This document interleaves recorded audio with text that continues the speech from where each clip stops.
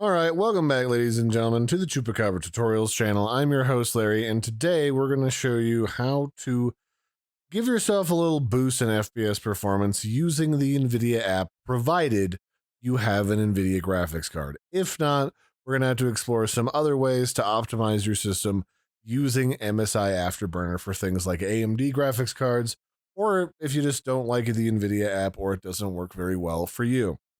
So I'm going to start by opening up the Nvidia app.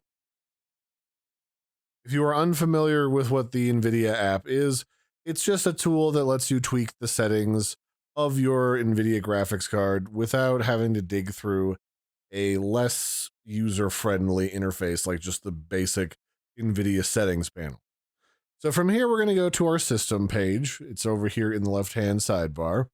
And this is where you can see things like all of the different stuff plugged into your computer, mess around with how your monitors are set up and all that jazz. But what we want is we want to go to performance here at the top, and then here you can toggle on the automatic tuning setting, which will warn you that this could potentially make your system unstable and cause crashes or other graphical errors or even just visual artifacting. But I have thus far not experienced that, but it is worth reminding people that this is something that could happen. Not very likely, but it could. And then it'll go ahead and scan your system. And what it's going to do is basically function like an automatic overclocking system, where when it determines that you could use a little bit more oomph, it'll speed things up to try to give you additional performance where possible. And then that's it. That's all you have to enable. And then you can just close this and go about your day.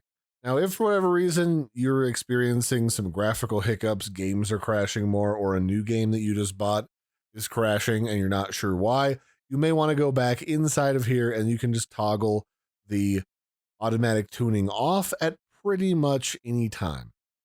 So that'll be it for this one, ladies and gentlemen. Don't forget to like and subscribe, and I will catch you next time. Bye, everybody, and have a good one.